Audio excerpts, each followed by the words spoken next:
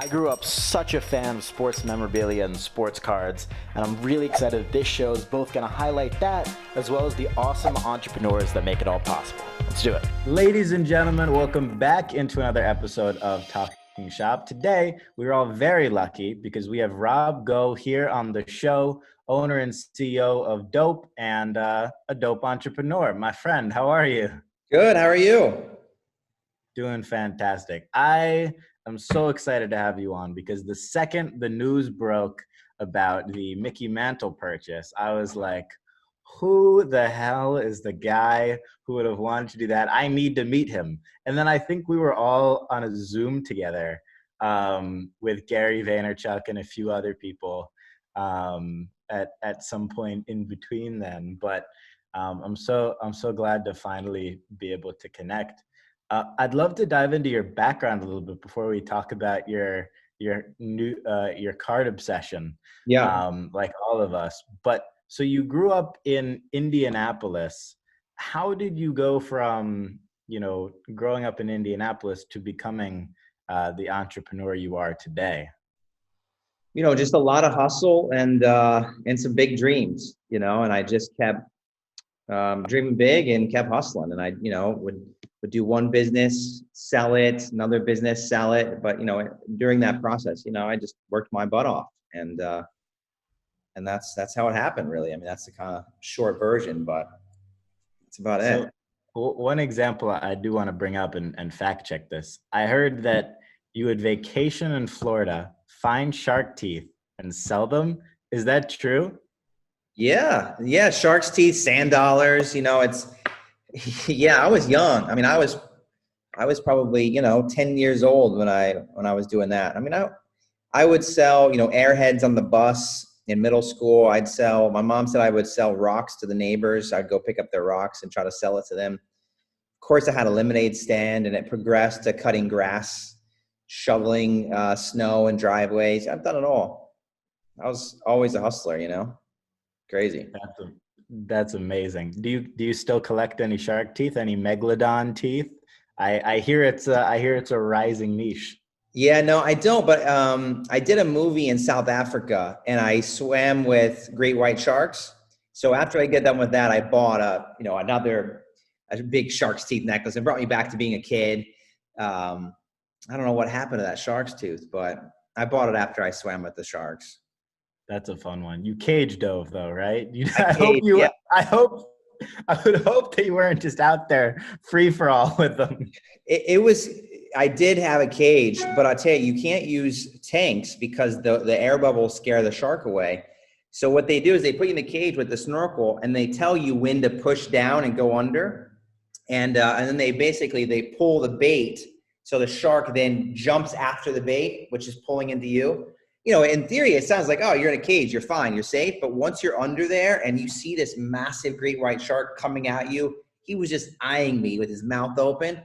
It's like a scary movie. You don't want to look at it. So at first you like shove up. So I didn't want to see it like coming at me to kill me. But it was still, even though you're in a cage, it was still pretty intense, to be honest. But it was a great experience. That's an incredible optional risk. Yeah. Yeah. Well, we were there for, over a month doing this movie. So you have to kind of do other things on your breaks to see the country, That's amazing. So I want to talk about starting Dope. Where did the idea come from, and sort of how has it changed in contrast to what you thought it was going to be, and where do you want to take it in the future? Honestly, I bought Dope. So about 4 years ago, I bought it. I thought I thought the brand was great. It was never kind of diminished as far as, they never threw it in the, TJ Maxx or whatever and just pimped it out. But most importantly, I bought it because of the trademark portfolio. I bought the word dope in about every country. And, but my real intention was to move it into CBD and cannabis. So I bought it as a clothing brand.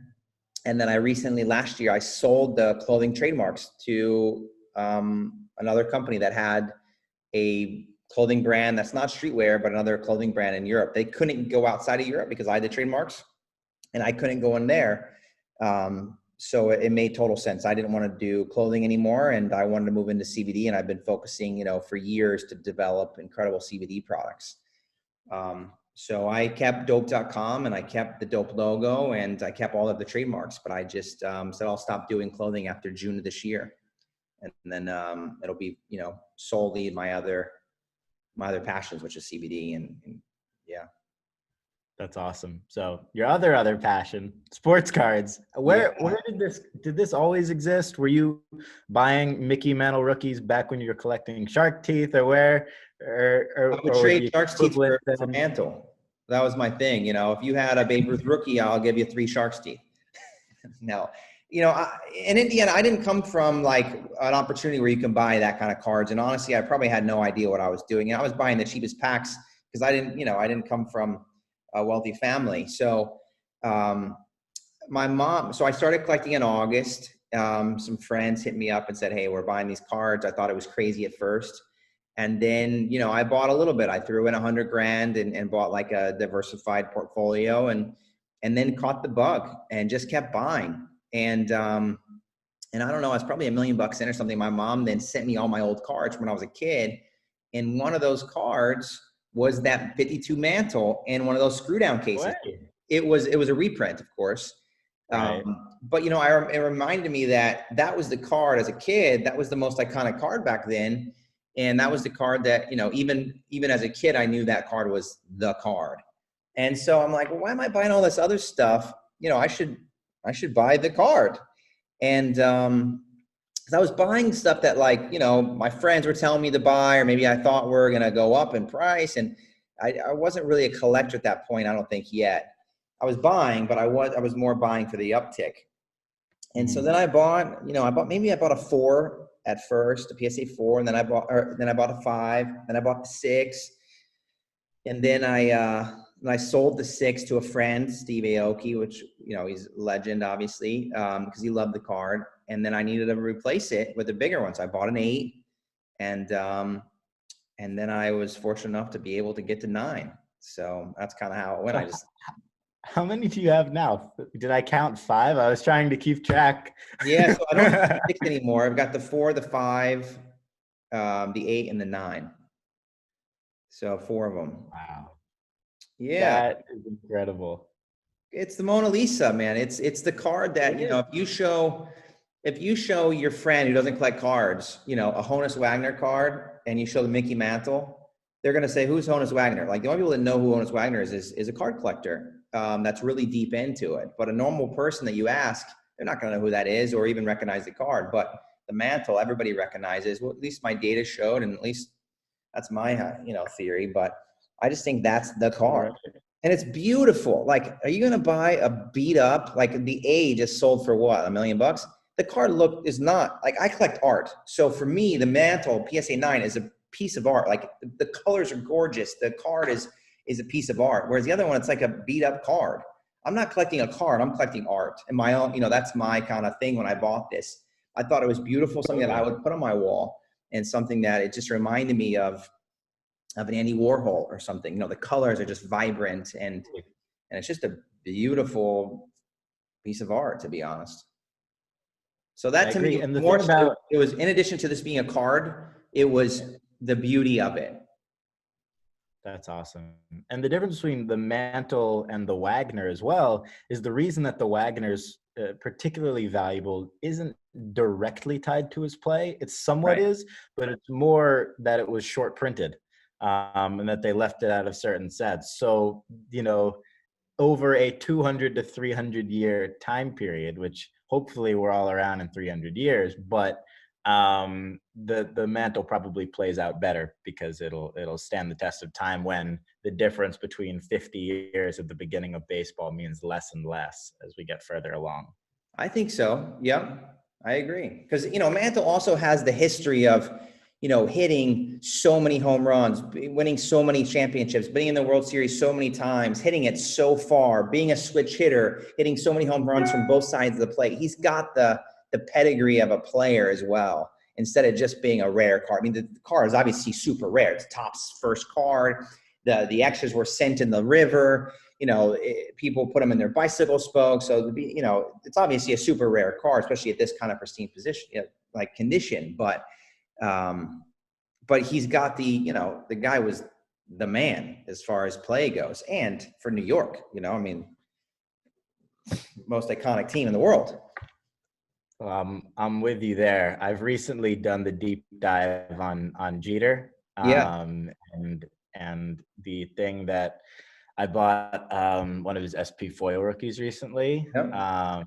and I was looking at it and I was like, there isn't really a modern equivalent in baseball of Michael Jordan, but one of the closest things is Derek Jeter. And his SP foil is only like 7 years after Jordan's 86 Fleer, and they're only 25 in PSA 10 condition. Like, I don't know. It's interesting. Yeah.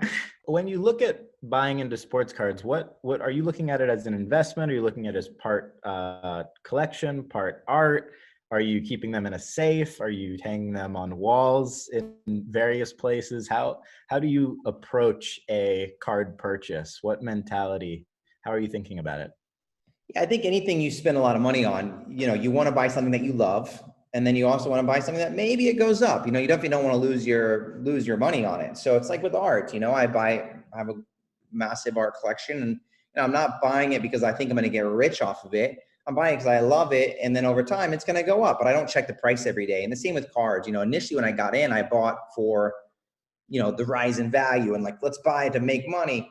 But that's not my job. I'm not a card Right. dealer. And I think initially I was like, oh, this is going to be crazy. But, you know, I realized I'm not a card dealer. I'm not going to buy 30 Lucas, the hopefully that he has a good game and it goes up by double and then try to unload 30 Lucas. It's just not my game.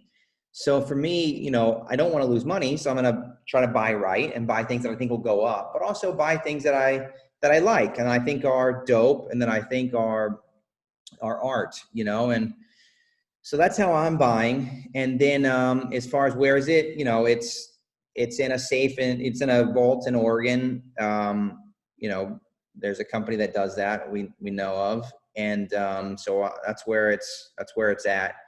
And then if I can figure out from an insurance standpoint, from a safety standpoint, then I'll display it at the house at one point. But right now I live on the beach, so it's like humidity is probably not the best for this particular card, so I've got to figure all that out. And if it's safe for the card, and I don't want to buy a 9 and then over 10 years it turns into an 8, just because of the environment it's in. So right now it's safe in a controlled environment to make sure the card is safe and will last another 50 years. So but we'll see, we'll try to figure that out. But That's such a funny concept, a 9 turning into an 8 in a PSA case.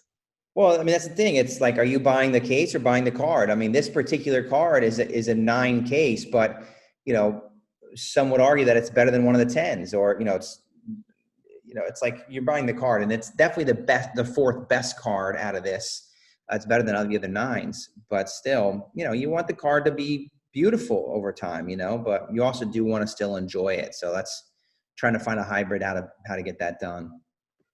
So when you have a card of that sort of stature, how do you think about like potentially trying to cross grade it or resubmitting it? Are these thoughts that go through your head, or are you like happy with what it is?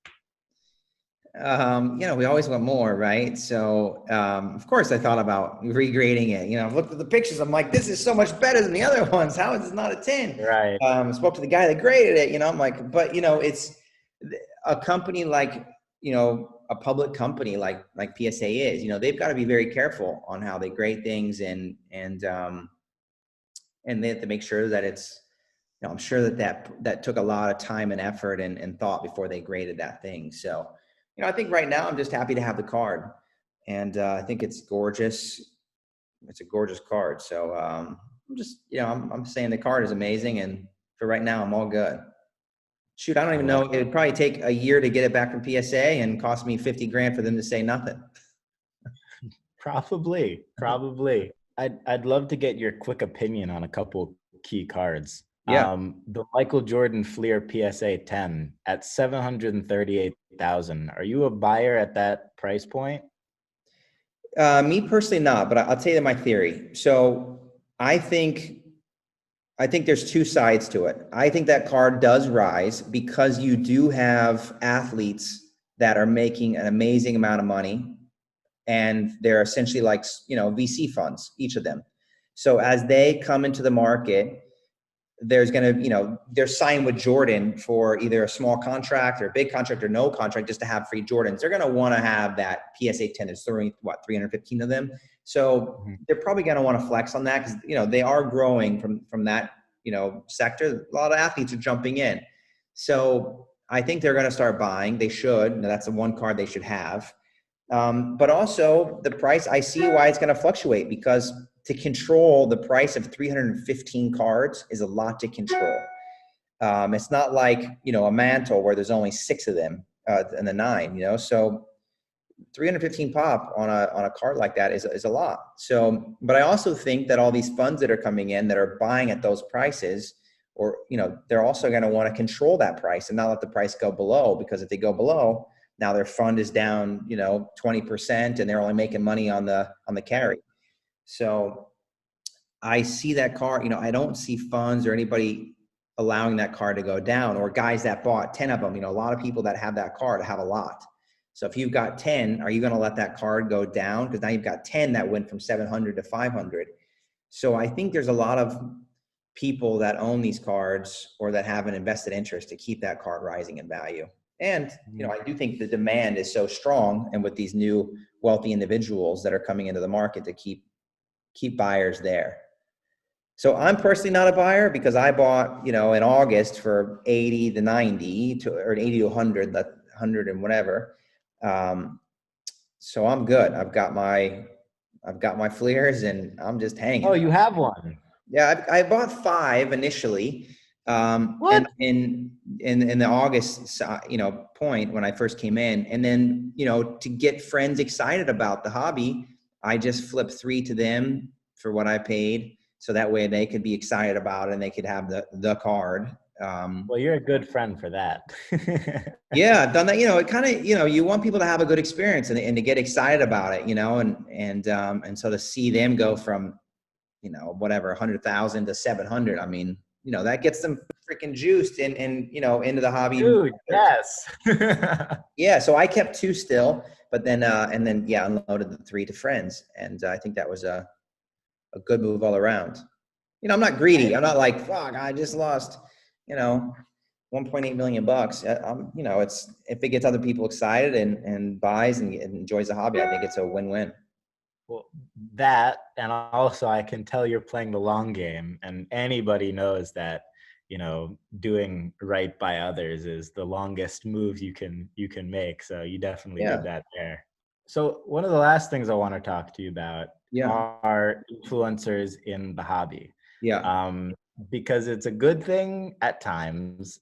It's also a terrible thing at times, where somebody can, somebody with a lot of influence could just be saying that they like a card, like just because they like it. And then that skyrockets the value disproportionately to what it should be worth, given market logic, which also doesn't exist anymore, but that's okay too. What do you think about influencers and sports cards, and as sort of a buyer, what to beware of? Because when somebody like yourself, even if you have no intentions of doing so, you make a really big purchase, it has effects on the market. Yeah, it's something I didn't think about initially. Like I mentioned before, it's like when I bought the Mantle, I was still trying to buy every version, and when I bought the 9, it did rise the other ones. So I kind of just keep my head down and buy what I like. I get it. It's like with anybody that, with stocks or with anything that, everybody's trying to get that win and get that uptick. So I get why it happens, and that's why I think for me, I don't really.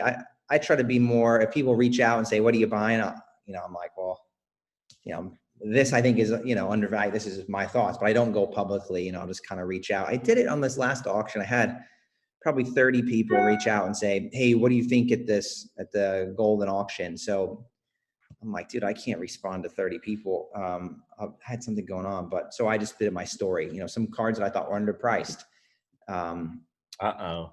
But it didn't move. It didn't move it because I wasn't. It wasn't the run of the. It wasn't there weren't cheap carbs. It was Right, like right, right, maybe one person could even use that information. right. Because I think the smaller ones, yeah, I think it's too much of a.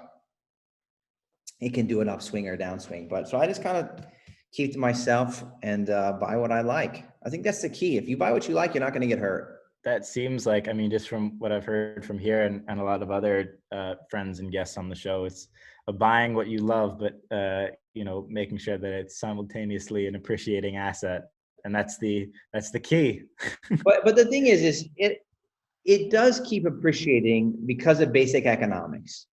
As more and more people jump into this hobby and enjoy it and don't get burned, then they'll keep buying, and then the prices will keep rising because the supply is the same. We know that, but as more people come in, the problem will happen if people come in thinking they're going to 10x their money overnight, or get ripped off on some savage on eBay that's just trying to make a quick buck. Or you buy, like I bought something from this guy Tim on eBay, and he didn't ship it because the price went up. Like that caused a bad experience. If I wasn't already deep and that was my first go around at this, I'm going to be like, screw this hobby. Like, these guys are just savages. I'm trying to have a good time here. I'm out. So if people just understand the game is the long term of this, and the hobby is the long term, then that's how we all win. And if you get greedy and try to make a quick buck for the short term, then you could maybe make a little bit of money now, but in the long term, you're gonna hurt yourself and hurt everybody else. So one of the things that I care about a lot, and I found this, I've recently gotten into historical documents and signed stuff. Like I bought an Abraham Lincoln signed document where he appointed the Postmaster General of the United States of 1865, which, albeit not as significant now, back then the postmaster was a huge job. No Yeah. email, no Yeah. cars, pretty significant. But I look at that and I'm like, all right, who the heck else owns an Abraham Lincoln signed piece? It's all people who don't need any money. If it doubled or tripled in value, they're not going to sell it. It's never going to leave their personal collection. They don't hit the market that often. And I bought one with a PSA 10 graded signature. Crazy. So you don't find those very often either. And I look at that versus I look at my Trae Young Prism rookie cards, which was an investment I made about 2 years ago. And I get nervous when I think about those Trae Youngs, because I'm like, if this goes down, I don't think the majority of the people who own this pop 5,000-10,000 card are able to eat the dip. So I got rid of them. So okay. So the demand for the Lincoln signature and document, a lot less than a Trae Young, right? Like, I mean, it's 100%. super dope. Like that's way cooler than a Trae Young. Right. But the demand isn't as big as Trae Young. So what I look at is, Trae Young base Prism. I mean, these card manufacturers are making a lot. But how many guys fit in the stadium where Trae Young plays? A lot. So if everyone is going there to watch the game and to watch Trae Young do his thing, there's enough demand to buy that base Prism. So I don't think that if people start to think that as like, look at how many does the stadium hold? If those guys all bought one card of him, instead of just buying the ticket to watch him, they all bought his card, then I don't think I think the demand will still outweigh the supply. I think you're going to, as more and more people come in, I think you're going to be fine. But these card manufacturers need to relax and maybe slow down, or it could be an 80s, 90s junk wax era again. But for me, I don't know what Trae Young to buy. Like, that's why I like vintage. Okay, this is his rookie card. He's got one card. Like, there's no other 1952 to buy. And, like, this is the card. Whereas now it's, like you said, there's color, there's prisms, there's this and that. It's. I actually have a fun fact for you. Do you know how many Zion Williamson rookie cards there were? How many? In all of Panini products? I'd take a guess. I have no clue. 20,000? More. Well, more in quantity, but there were 1,300 different variations of Zion Williamson rookies, different photos, different numberings, different variations in Panini products. 1,300. 1,500. So you look at vintage where you're like, okay, what Bill Russell rookie do I buy? It's very straightforward. What Michael Jordan rookie do I buy? You have the Fleer, you have the sticker, you have the promo, you have the Interlake. That's pretty much it. You look at Zion Williamson, you have 1,300 options. That's crazy. Yeah, that's insane. I think even Jordan, it's just the 86 Fleer. I mean, I think Interlake was like a coaster. You know, I think it's the 86 Right. Fleer is the car. I think all the other stuff is just, we're all chasing crazy things like, oh, tennis. Who the heck has ever collected tennis cards before now, besides the hype? Like, who's even watching tennis? I mean, we're just like collecting bowling cards next because we go and buy a bunch of them and then we tell everybody. Like, this is the craziest thing I've ever heard of. We're collecting just random things just because. Anyways, yeah. So that's crazy. 1,300 Zions. How do you, one of my favorite things that another guest who's been on the show, his name is Patrick Ryan, he said on his Instagram one time, like, to keep perspective, you have to always remember that you're collecting pictures of little men. How do you sort of keep perspective into the fact that we've been talking about cardboard for an hour here? Yeah, I mean, I think for me, it's like, I look at it as art, you know? So I look at it, I collect art, which is just, you know, somebody drew a picture and put it on some canvas. So, you know, I try to collect things that I think are equivalent to my art collection, that I would want to put on my wall, that looks good. And I just don't think, you know, Zion, nothing against Zion or Luca, but I just don't think the cards look like something I'd put on my wall. So that's, you know, but that being said, like, I have a Babe Ruth rookie from 1916. That to me is cool. The card is over 100 years old. It's Babe Ruth, you know, it's that. Yeah, you're right. We're collecting little pieces of pictures, but I think, you know, history is what those pictures represent to me. What's so crazy is you say that about Ruth. One of the most expensive autographs, like on a baseball, that you can get from any athlete ever. Yet I can't picture that Ruth rookie off the top of my mind like I can the Mantle or the Wagner. Why do you think that is? Because the Mantle 52 Tops is the most iconic. It's beautiful. It's the most iconic card. I mean, it's Topps' first edition. It's so, you know, it was just, it's, the Babe Ruth is dope. He's the best guy, you know, best player, but the card is black and white. It's, you know, it's not a Warhol. You know, they took a black and white picture and they colored it and made it look beautiful. So that's probably why I in my eyes, I think, but I think you know, I've got a Yogi Berra rookie and a PSA 9. There's only 110. I think there's 10 nines, but, you know, again, New York legend. It's also black and white. He's So got more rings than anybody. he's got what? More rings than anybody, just Yeah, about.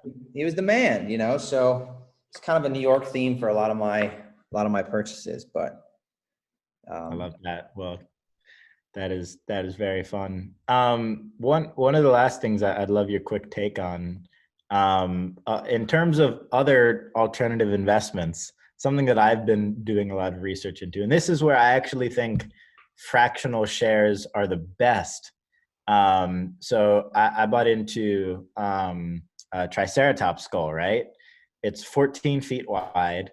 At the time, I lived in a studio apartment in New York. I can't fit a 14-foot Triceratops in my New York City apartment, right? So that's where I think fractional shares are incredibly powerful, because they don't factor in the cost of storage, or they have a method that's been figured out over time that works. But storage is very valuable, and that's where sports cards, in my eyes, win over sneakers. Is if a friend of mine goes to a sneaker show, they have to carry 10 pairs of sneakers with them, and it's a mess. It's heavy, it's annoying, and it's only 10 items. Whereas with sports cards, you got a little box and you've $40 million in that box just rolling around. Hopefully you have some security guards with you, but for fractional shares on those types of things, I think it's amazing. But I did want to ask you, since you obviously collected shark teeth when you were younger and or you bought and sold them, have you thought about the dinosaur market at all? This is something that I've been researching.